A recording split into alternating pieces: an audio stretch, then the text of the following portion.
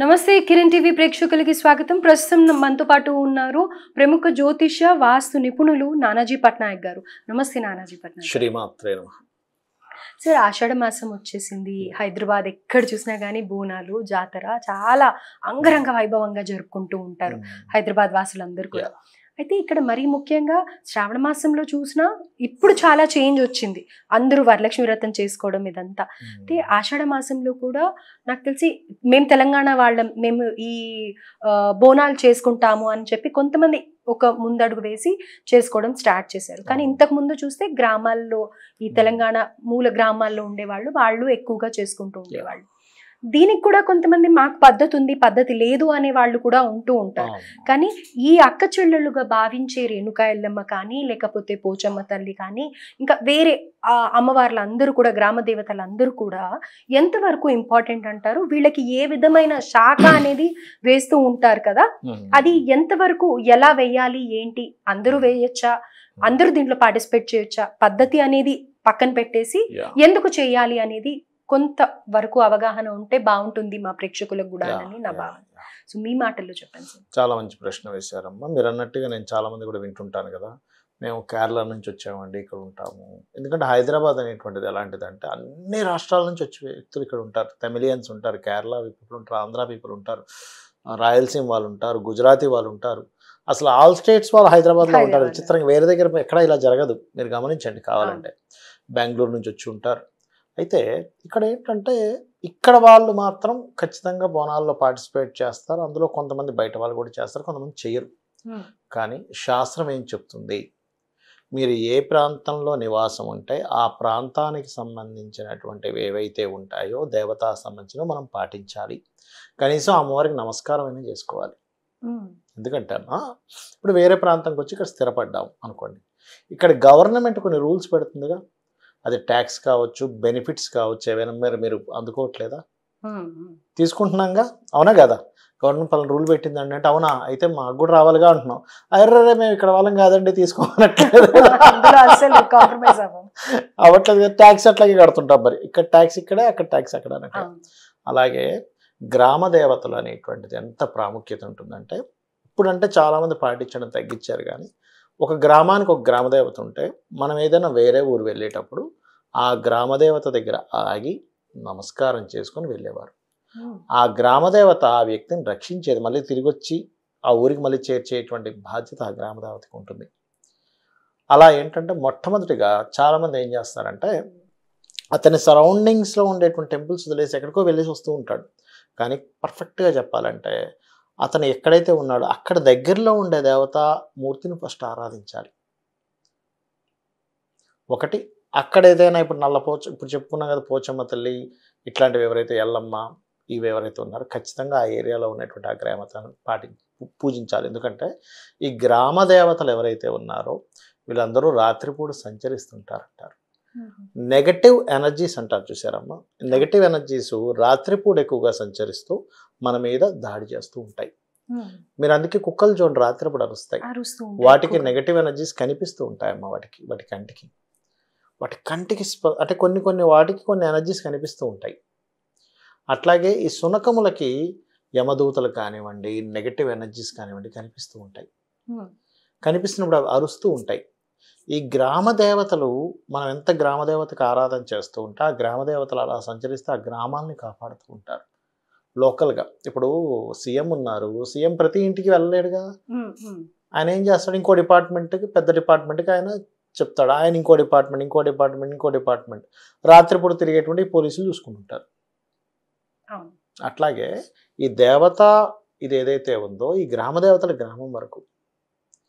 అందుకనేంటి, మీరు ఏ ప్రాంతం వాళ్ళైనా ఇక్కడికి వచ్చి నివాసం ఉంటున్నాము, ఇక్కడేనే కాదు ఎక్కడికి వెళ్ళినా, ఇప్పుడు ఉదాహరణకు మనం తమిళనాడు వెళ్ళామనుకోండి, ఇక్కడ నుంచి తమిళనాడు వెళ్ళిపోయి నేను అక్కడ షిఫ్ట్ అయిపోయి అక్కడ నివాసం ఉంటున్నాను అనుకుందాం, మా తాతలు తండ్రులు అక్కడే అయిపోయినా అక్కడికి వెళ్ళిపోయాను అనుకోండి, అక్కడ ఉండేటువంటివి పాటించాలి. అక్కడ అమావాస్య మంచిదంటే అమావాస్య పాటించాలి.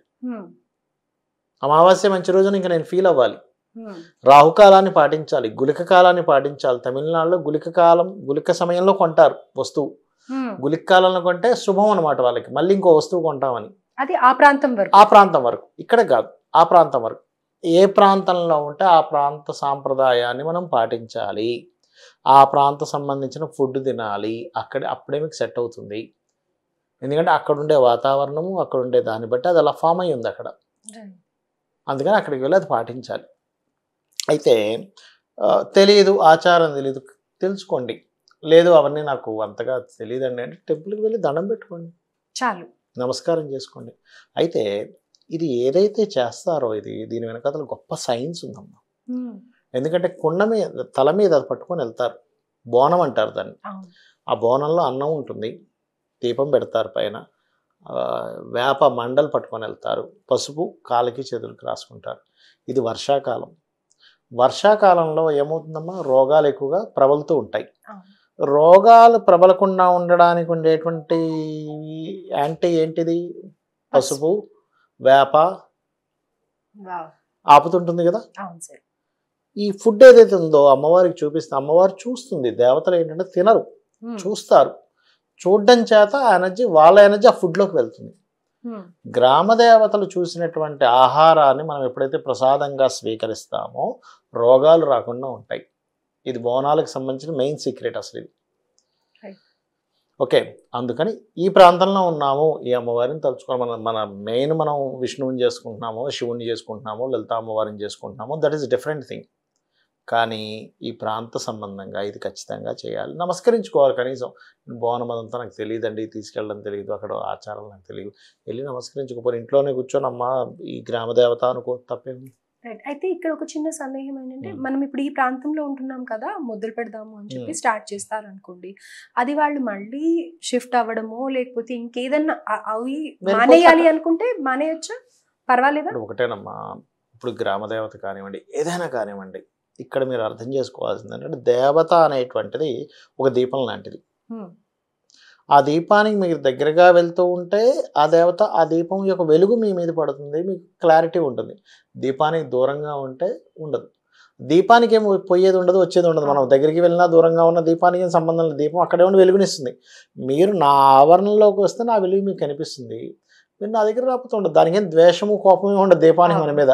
అలాగే దేవతకు కూడా మన మీద కోపము ద్వేషము రాలేదని వచ్చారని ఏమీ ఉండదు, గుర్తుపెట్టుకోండి.